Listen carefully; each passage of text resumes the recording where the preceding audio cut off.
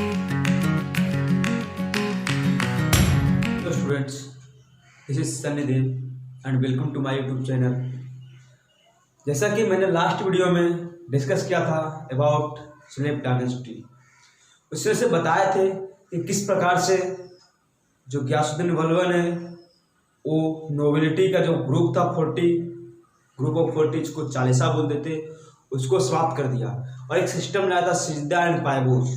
सिजदा and पायबोज का मतलब हो गया कि जो राजा है वही सब कुछ है और उसको दंडवत झुक करके क्या होता था, उसको प्रणाम करना, feet kissing the feet, Balban का फीट चूमना पड़ता था, पैरों को चूम करके उसको किस करना पड़ता था और चूम मतलब किसने के बाद उसको क्या होता था, मतलब कि दंडवत प्रणाम करना होता था। और जो लास्ट रूलर था वो कैकुबाद था। कैकुबाद को मारने के बाद जलालुद्दीन खिलजी, जलालुद्दीन खिलजी लगभग 70 इयर्स की एज में, 70 इयर्स के एज में, कब 1290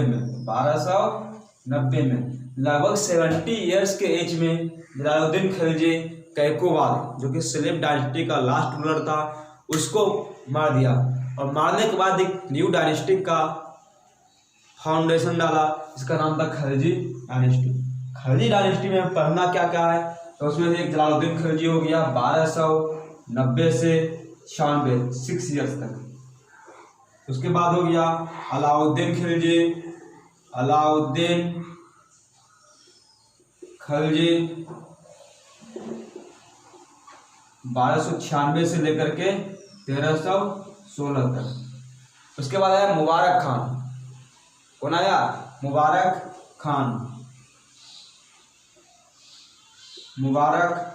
खान 1316 से 20। इसके बाद एक और रूलर था जो कि 20 में बना, 20 में समाप्त हो गया। तो इसमें मेनली पढ़ना है इसके दो बारे में जो कि इम्पोर्टेंट थे।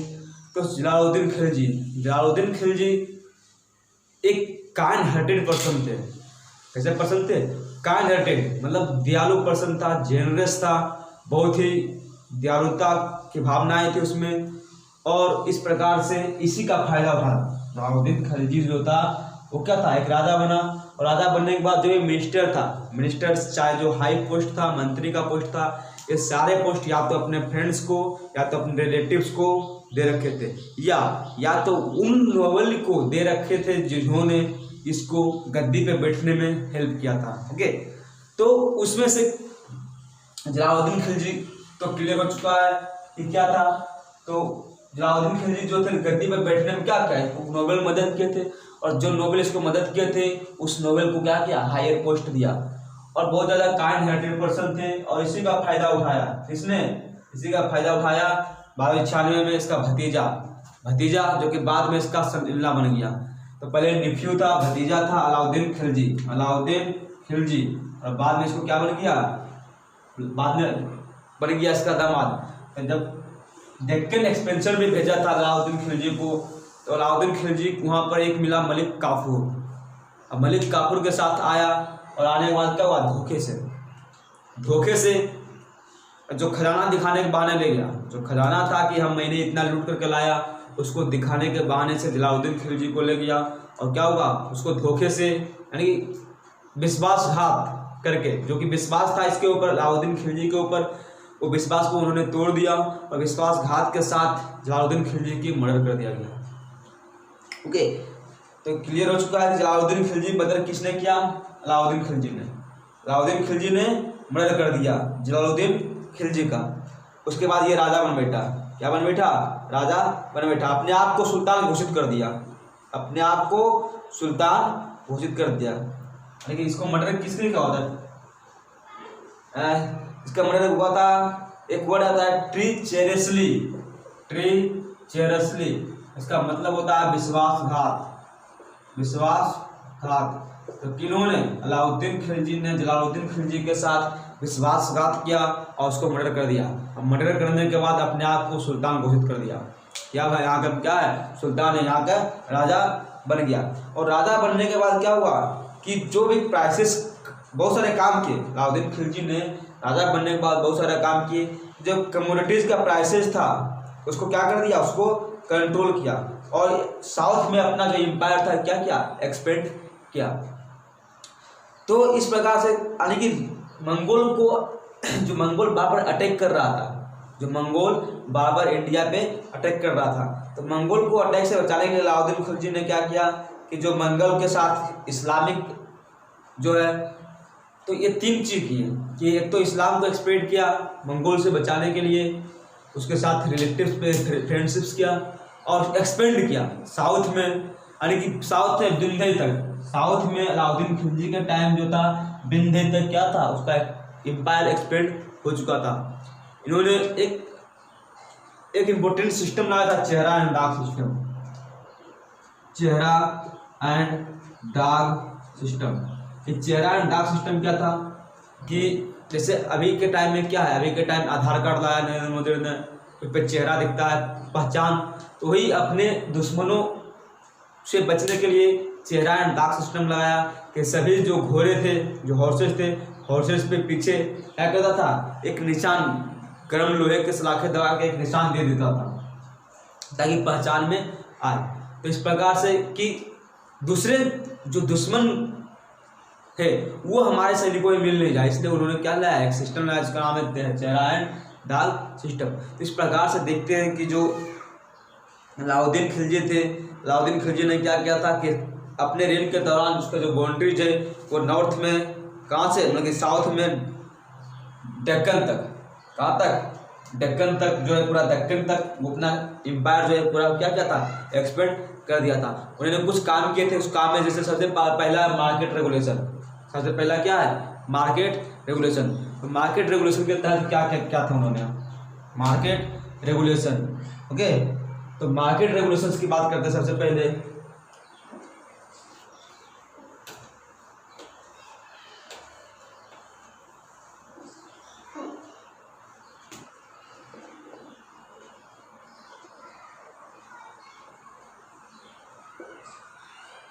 मार्केट रेगुलेशन, तो मार्केट रेगुलेशन में क्या क्या था, जो अलग अलग एसेंशियल कमोडिटीज था, जो वेरियस कमोडिटीज था, अलग अलग कमोडिटीज था, उस कमोडिटीज को यानी कि जो ज़रूरत वाली चीज़ें थी, उस ज़रूरत वाली चीज़ों की जो प्राइसेस थी उसको क्या कर दिया, फिक्स कर दिया। मार्केट में बेचने की प्राइसेस जो थी क्या कर दिया, उसको फिक्स कर दिया। ओके, और क्या किया था, जैसे अब मार्केट में जो एसेंशियल कमोडिटीज था, जैसे हो गया ग्रेन, अनाज, जैसे हो गया शुगर, जैसे हो गया कुकिंग ऑयल, तो ये सब सारी चीज़ें का जो प्राइसेस था, कीमत थी, उसको क्या कर दिया, फिक्स कर दिया। और मार्केट, दिल्ली में 3 मार्केट सेटअप किया, दिल्ली में 3 मार्केट सेटअप किया। पहला था ग्रेन के लिए, एक था किसके लिए, वन फूड ग्रेन, और सेकंड जो था किसके लिए, second for expensive cloth, expensive cloth, and third for houses, slave and horses, slave and cattle. तो अलाउद्दीन खिलजी पहला काम क्या किया कि फिक्स कर दिया। पहला काम क्या किया उन्होंने कि fixed prices of essential commodities, essential commodities. Market regulation में सबसे पहला काम क्या था, जो प्राइसेस था उसको फिक्स कर दिया। अब फिक्स प्राइसेस किसका किसका किया, जरूरी चीज़ें थी, जैसे हो गया ग्रेन, अनाज, जैसे हो गया शुगर, चीनी, जैसे हो गया कुकिंग ऑयल, जो खाने के लिए तेल जो होता था, जैसे मस्टर्ड ऑयल हम लोग यूज़ करते हैं, उसी तरह से जो कुकिंग ऑयल था, ये सब चीज़ों को क्या कर दिया, प्राइसेस फिक्स्ड कर दिया। और क्या किया, दिल्ली में 3 मार्केट बनाया, दिल्ली में 3 मार्केट बनाया। पहला मार्केट क्या था, पहला मार्केट था वन फॉर ग्रेन, सेकंड था एक्सपेंसिव क्लोथ। लेकिन 3 अलग अलग मार्केट बनाया। पहले में अनाज मिलता था, दूसरे मार्केट में जो एक्सपेंसिव क्लोथ था वो महंगे कपड़े मिलते थे, और तीसरे मार्केट में जो हाउसेस, स्लेव का मतलब दास, काम करने के लिए दास को रखते थे, स्लेव को भी। तो हाउसेस, स्लेव और कैटल, ये सब तीनों का अलग अलग मार्केट उन्होंने बनाया था। किसने, अलाउद्दीन खिलजी ने। अब प्रत्येक मार्केट के अंदर क्या था, एक कंट्रोल था, इसको साना बोलते थे। प्रत्येक मार्केट को कंट्रोल करने वाला एक कंट्रोलर हुआ करता था, इसको बोलते थे शाहना। ये क्या था? ये मार्केट कंट्रोल था, मार्केट कंट्रोलर। तो ये शाहना जो था क्या था? मार्केट कंट्रोल, यानी कि प्रत्येक मार्केट का एक कंट्रोल था जो कंट्रोल करता था। किसके द्वारा? शाहना के द्वारा कंट्रोल किया जाता था। और जो शॉपकीपर्स यानी कि जो चीटिंग, या तो जैसे अभी करते हैं ना कि जो वजन है वेट करते हैं तो 1 kg की जगह पर 900 ग्राम वेट देते हैं। तो जो मार्केट में जो शॉपकीपर चीटिंग करते थे उस शॉपकीपर को कंट्रोलर के द्वारा, शाहना के द्वारा उसको पनिशमेंट दिया जाता था। इसको जो मार्केट में जो शॉपकीपर्स थे वो क्या करते थे? चीटिंग करते थे। चीटिंग करते थे किसके में? वजन करने में। जो सामान बेचते थे उसके वजन करने में चीटिंग करते थे। तब जो शॉपकीपर्स था उसको क्या होता था? उसको पनिशमेंट दिया जाता था। तो ये तो हो गया। उसके बाद फिर कहता है कि डेक्कन, ये था मार्केट रेगुलेशन, अलाउद्दीन खिलजी का ये मार्केट रेगुलेशन था। अगला है डेक्कन एक्सपेडिशन। डेक्कन एक्सपेडिशन मतलब जो दक्कन था, जहाँ का जो एक्सपेडिशन हुआ दक्कन तक, तो ये पहला मुस्लिम सुल्तान था। ये पहला मुस्लिम सुल्तान था जो सिर्फ ना ही केवल नॉर्थ इंडियन स्टेट्स का, बल्कि इसका जो एक्सपेडिशन था मलिक काफूर के अंतर्गत क्या हुआ कि मतलब कि जो है द्वार समुद्र, वारंगल, देवगिरी और मदुरई। द्वार समुद्र, वारंगल,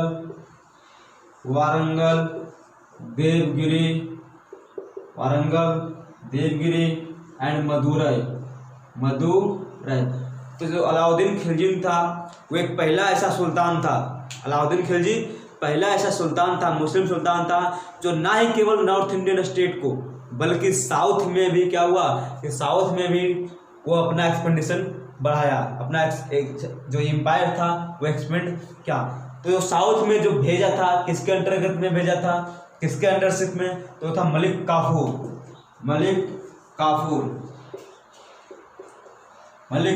के अंडर क्या हुआ था कि द्वार समुद्र, वारंगल, देवगिरी और मदुरई, ये दक्कन वाले रीजन्स था। इस क्या किया? इसको अपने कंट्रोल में ले लिया था।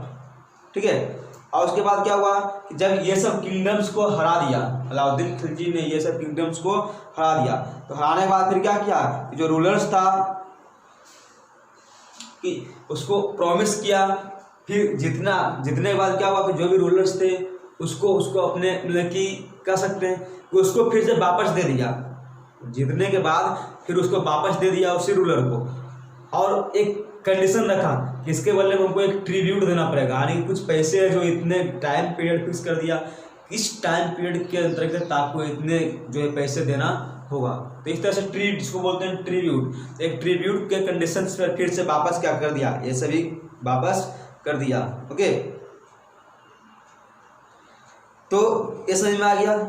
और कहता है अब छोड़ने का मेन कारण क्या था वापस देने का? क्योंकि इसका मेन पर्पस था वेल्थ लेना, तो वेल्थ तो मिल गया अपने आर्मी के लिए। और चूंकि ये डेक्कन प्लेट्यू एक टेरन प्लेट्यू था, एक पठारी इलाका था, और पठारी इलाका होने के कारण वहाँ पे इसको रूल करने में कठिनाई होती थी, इसलिए सब वापस छोड़ दिया। उसके बदले में क्या उससे लेने लग गया? ट्रिब्यूट लेने लगा, धन लेने लगा। तो ये था डेक्कन एक्सपेडिशन। अब कहता है कि major against nobility, major against, अब क्या क्या अपनाया था? तो कहते हैं कि मेजर्स अगेंस्ट नोबिलिटी, नोबिलिटी के अगेंस्ट क्या क्या इन्होंने मेजर अपनाया था। तो रियलाइज उन्होंने मतलब क्या करना लगा कि ऑलरेडी देख चुका था कि नोबेल जो था, नोबेल के कारण राजा की जो गद्दी थी वो खतरे में हो जाते थे। इसलिए उन्होंने रियलाइज किया अलाउद्दीन खिलजी ने कि जो नोबिलिटी के जो पावर है उसको क्रश किया जाए। जो नोबिलिटी जो नोबल्स था उसका जो मेन पावर्स था उसको पावर्स को क्रश किया जाए। और पावर्स को क्रश करने के लिए, पावर्स को खत्म करने के लिए उन्हें कुछ स्टेप्स लिए थे। उस स्टेप्स में सबसे पहला स्टेप है कि नोबल्स को पार्टी ऑर्गेनाइज करने के लिए, जब तक नोबल्स जैसे कि क्या है कि नोबल्स पार्टी ऑर्गेनाइज करेगा, तो पार्टी ऑर्गेनाइज करेगा तो सभी नोबल्स एक साथ मिलेंगे, इसलिए पार्टी ऑर्गेनाइज करने पर मनाही थी। किसकी? नोबेल को पार्टी ऑर्गेनाइज करने पे मनाही थी। और क्या था कि मतलब मनाही गई without permission, without prior permission कोई भी नोबिलिटी, कोई भी पार्टी ऑर्गेनाइज नहीं कर सकती है। और क्या था, गैम्बलिंग, गैम्बलिंग को कंप्लीटली बंद कर दिया गया था। तो क्या था, पार्टी विदाउट जो था पार्टी ऑर्गेनाइज नहीं कर सकता था, ऑर्गेनाइज पर क्या था, ये प्रोहिबिटेड था, प्रोहिबिटेड। उसके बाद क्या था कि पार्टी ऑर्गेनाइज नहीं कर सकता था, साथ ही साथ गैम्बलिंग प्रोहिबिटेड था। गैम्बलिंग क्या था, गैम्बलिंग जुआ खेलना, तो गैम्बलिंग जो था, गैम्बलिंग भी एकदम से प्रोहिबिटेड था, ठीक है। और क्या था कि ये सब जो है किस लिए किया गया था, ताकि जैसे गैम्बलिंग जुआ खेल रहे सभी लोग जमा होते थे, पार्टी करते थे सभी लोग जमा होते थे, ये सब इसलिए मना कर दिया गया ताकि कि उसके अगेंस्ट, मतलब अलाउद्दीन खिलजी के अगेंस्ट, नोबेल के अगेंस्ट कोई कंस्पायर नहीं हो पाए, नोबेल के अगेंस्ट कोई कंस्पायर नहीं हो पाया, उसके अगेंस्ट कोई मतलब कि जो रच, जैसे कंस्पायर में क्या हो गया कि उसके अगेंस्ट कोई कंस्पायर नहीं हो, उसको गद्दी से नहीं हटा पाए, इसलिए उन्होंने क्या किया था, गैम्बलिंग ये सब चीज़ें पे मनाही था। उसके बाद क्या था कि स्पाई सिस्टम सेटअप किया गया था, स्पाई सिस्टम। तो स्पाई सिस्टम का मतलब हो गया कि जो स्पाई रिपोर्ट कर कोई भी एक्टिविटीज, स्पाई सिस्टम मतलब कोई भी एक्टिविटीज जो था स्पाई क्या करता था, गवर्नमेंट की जो रूलर्स था, जो सुल्तान था, उसको रिपोर्ट करता था। और स्पाई जो था वो घर से बाहर भी और घर के अंदर भी रहते थे। और जो लैंड ग्रांट्स थे जो नोबेल के दिए जाते थे, जैसे प्रीवियस रूलर के द्वारा कि जो नोबेल्स को नए लैंड ग्रांट दिया गया था, प्रीवियस रूलर्स के द्वारा जो नोबेल्स को लैंड ग्रांट दिया गया था, उसको अलाउद्दीन खिलजी ने क्या कर लिया, वापस ले लिया, उसको अलाउद्दीन खिलजी ने वापस ले लिया और न्यू लैंड ग्रांट्स जो है लैंड्स के लिए बनाया गया था। ओके, लेकिन जो लैंड होल्डर्स था वो क्या था, वो रिवेन्यू कलेक्ट कर सकता था लैंड से, लेकिन जो कोई भी जैसे लैंड ग्रांट जो नोबेल को दिया गया था उससे वो लैंड होल्डर्स रिवेन्यू कलेक्ट कर सकता था, लेकिन रिवेन्यू के अलावा और कोई चार्जेज पेजेंट से नहीं ले सकता था, ठीक है। तो ये हो गया। इसके बाद क्या किया था, मिलिट्री रिफॉर्म्स में क्या किया था मैंने, मिलिट्री रिफॉर्म्स। तो अलाउद्दीन खिलजी जो है मिलिट्री रिफॉर्म्स के तहत क्या किया था कि वो पहला सुल्तान था जो परमानेंट स्टैंडिंग आर्मी बनाया था। अलाउद्दीन खिलजी जो था वो पहला सुल्तान था जो परमानेंट स्टैंडिंग आर्मी बनाया था, और आर्मी को जो पेमेंट था वो कैश में दिया करता था। आर्मी को पेमेंट जो था वो क्या करता था, वो कैश में दिया करता था। और चेहरा, सोल्जर्स के लिए चेहरा और हॉर्स के लिए दाग सिस्टम, चेहरा जो कि अभी डिस्कस किए हैं, और एक किसके लिए, सोल्जर्स के लिए, क्योंकि विदाउट चेहरा दिखाए हुए सभी कोई भी एंटर कर सकता है, तो चेहरा, और जो हॉर्सेस थे उसके लिए दाग, तो चेहरा एंड दाग सिस्टम। एक इंपॉर्टेंट क्वेश्चन बनता है कि चेहरा एंड दाग सिस्टम किसने लाया था, अलाउद्दीन खिलजी ने, और सीधा एंड पैबोस कौन लाया था, गयासुद्दीन बलबन। तो ये चेहरा एंड दाग सिस्टम था। और क्या था कि न्यू फोर्ट्स बनाया, और कई सारे जो पहले से फोर्ट्स थे उसको क्या किया, रिपेयर किया। और जो हाँ सैलरी की बात किया तो सैलरी क्या था, सैलरी जो स्पाइस चाहे आर्मी थे उसको सैलरी एक केस में दिया करता था। ओके, तो इस प्रकार से अलाउद्दीन खिलजी के बाद मुबारक खान आया, और उसके बाद इम्पोर्टेंट नहीं रहा, खत्म हो गया। उसके बाद न्यू डायनेस्टी आया जिसका नाम था Tughlaq dynasty. Okay, Tughlaq dynasty जो नेक्स्ट वीडियो में मैं डिस्कस करूँगा। Okay, thank you.